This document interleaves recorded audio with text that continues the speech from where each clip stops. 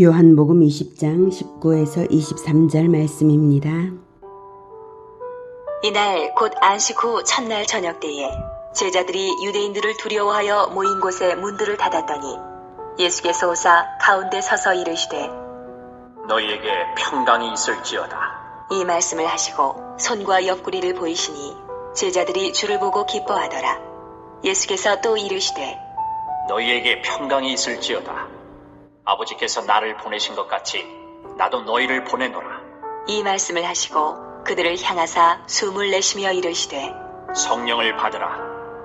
너희가 누구의 죄든지 사하면 사하여질 것이요 누구의 죄든지 그대로 두면 그대로 있으리라 하시니라. 사랑하는 형제 여러분, 7월 26일 월요일 새벽 묵상에 오신 것을 환영합니다. 예수님께서 죄로 죽은 인간에게 생명을 주시려고 십자가에 달리시고 또 부활하셔서 부활의 첫 열매로서 장차 성도의 부활을 보여주셨습니다. 하지만 이 사건의 의미를 제자들은 알지 못하고 또한 구약성경에서 예언된 부활을 알지 못함으로 말미암아 주님의 부활을 생각지도 못하고 있었습니다.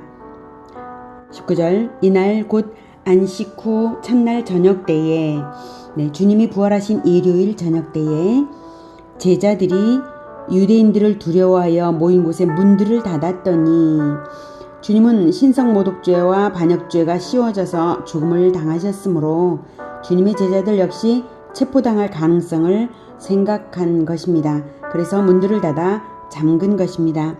예수께서 오사 가운데 서서 불쑥 나타나신 것입니다.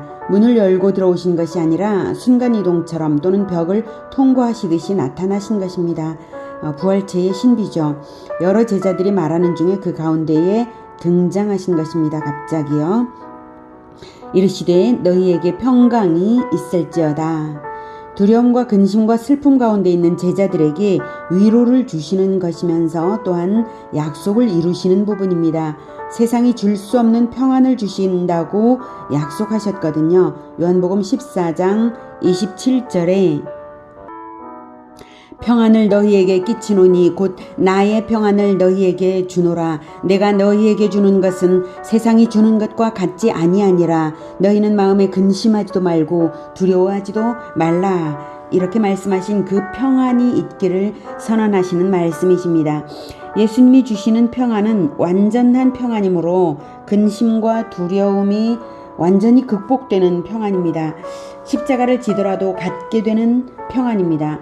이렇게 부활 후 제자들을 만나시자마자 첫 일성이 평강이 있을지어다 라고 하신 것은 이제 앞으로 예수 제자들을 세상에 보내심으로 절대적으로 평강이 필요한 것이고 평강이 가장 중요하다는 것을 알 수 있습니다.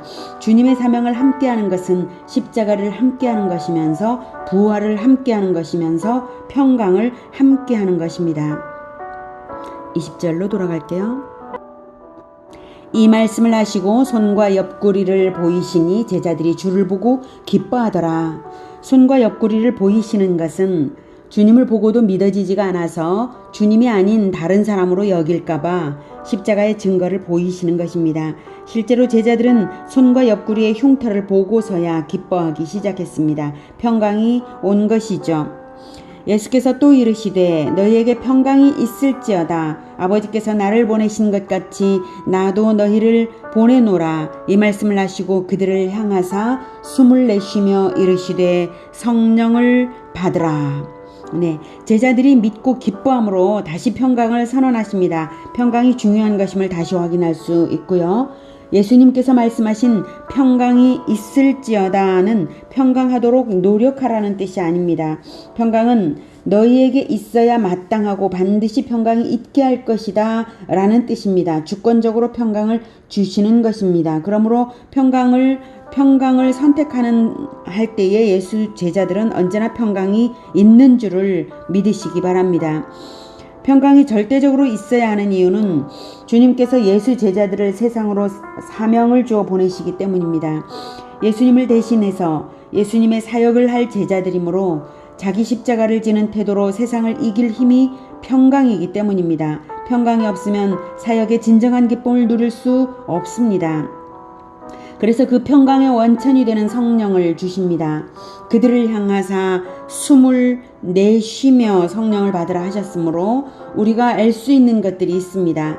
첫째는 그들을 향하사, 그들은 바로 예수 제자들이죠.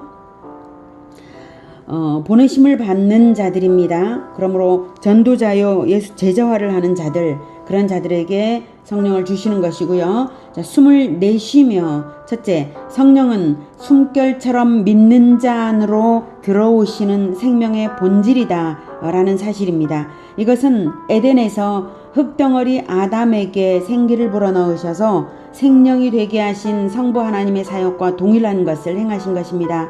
아담이 육신이 창조되었다고 해서 살아있지 않았듯이 인간은 성령을 받지 않으면 죽은 상태로서, 본질적으로는 죽은 상태로서 진정한 영생의 생명은 없는 것입니다. 그 성령을, 진정한 영생의 생명의 본질이신 성령을 주님이 불어넣으신 것입니다.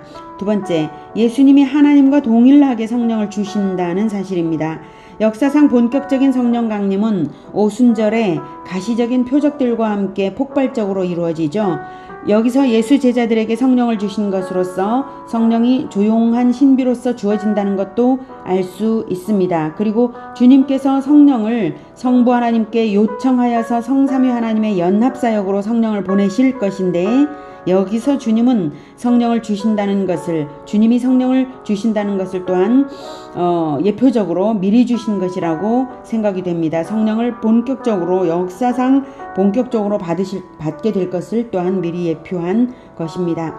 세 번째, 예수 제자들에게 성령을 주신다는 사실입니다. 모여있는 사람들은 문들을 닫아 걸고 있었던 사람들이므로 다른 사람은 없고 오직 예수 제자들이고 공동체였으며 예수 제자들로서의 정체성을 가진 사람들이었고, 또한 예수님이 세상으로 전도자로 또는 말씀 선포자로, 말씀 전파자로 보내시는 그러한 자들입니다. 넷째, 예수님은 십자가와 부활 이후에 비로소 성령을 주셨다는 사실입니다. 즉, 십자가와 부활이 근거가 되어서 비로소 성령이 주어진다는 이것입니다. 그러므로 평강이 있을 것이 당연합니다. 성령을 받은 자는 평강이 있습니다. 요한복음 14장 26, 27절에 보혜사 곧 아버지께서 내 이름으로 보내실 성령, 그가 너희에게 모든 것을 가르치고 내가 너희에게 말한 모든 것을 생각나게 하리라. 그러므로 평안을 너희에게 끼치노니 곧 나의 평안을 너희에게 주노라. 내가 너희에게 주는 것은 세상이 주는 것과 같지 아니하리라. 너희는 마음에 근심하지도 말고 두려워하지도 말라. 제가 26절과 27절 사이에 그러므로를 넣어서 읽어보았습니다. 왜냐하면 성령을 받는 것과 평강이 있는 것은 관계가 되는 것이, 관계 있는 것이기 때문입니다.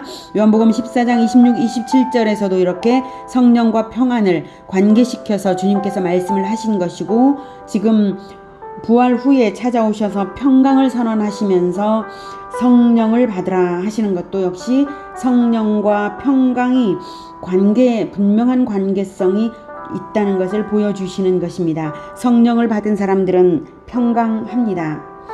공동체를 사랑하며 자, 이제 23절로 되돌아가겠습니다. 너희가 누구의 죄든지 사하면 사하여질 것이요 누구의 죄든지 그대로 두면 그대로 있으리라 하시니라. 네, 이렇게 성령을 받은 자들이 할 수 있는 일, 바로 죄사함입니다. 죄사함이 오직 예수님만 하실 수 있는 것이지, 하나님만 하실 수 있는 것이지 어떻게 사람이 할 수 있는가, 이렇게 생각하실 수 있는데요. 공동체를 사랑하며 혹 죄가 있는 사람이라도 용서하며 공동체로 연합되어서 세상에 보냄받은 예수 제자로 살게 되는 것을 말씀하시는 것입니다. 만약 죄를 용서함이 없이 방치하여 관계치 않는다면 그것은 몸이 함께 있을지라도 공동체가 아닌 것이며 죄는 그대로 있는 것이어서 용서받지 못한 그 사람은 그 죄 가운데 있게 되는 것이죠. 그러므로 반드시 성령을 받은 자들이 서로 용서하며 또한 성령을 받아 평강 가운데 있게 되도록 용서하며 그 죄를 씻어주는 그 죄사함을 위하여 살아야 하는 것입니다.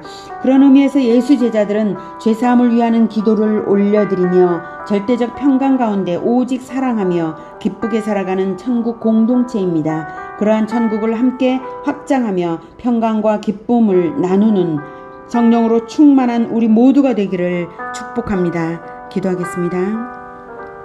하나님, 우리에게 성령을 주시려고 예수님의 생명을 버리게 하셔서 예수님을 우리에게 내어주셔서 감사합니다.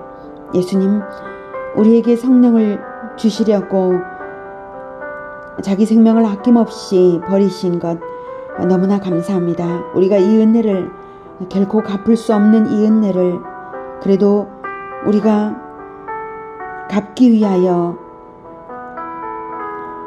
성령으로 충만하기를 또한 바랍니다. 그래서 주 예수님께서 모범을 보이신 그 죄사함의 기도를 하며 용서하며 사랑하며 제자들을 찾아오시며 보내시며 뜨겁게 사랑하신 그 주님의 사랑을 우리가 본받고 싶습니다. 그렇게 하고자 하오니 성령으로 충만케 하여 주시옵소서. 그리고 늘 죄를 사하며 사랑하며 평강 가운데 있게 하여 주시옵소서. 우리가 죄악된 세상으로 나아가 용서를 선포하며 사랑하며 살겠습니다. 주님, 우리를 도와주시옵소서. 예수 그리스도 이름으로 기도드립니다. 아멘. 이어지는 시간은 개인 기도 시간입니다.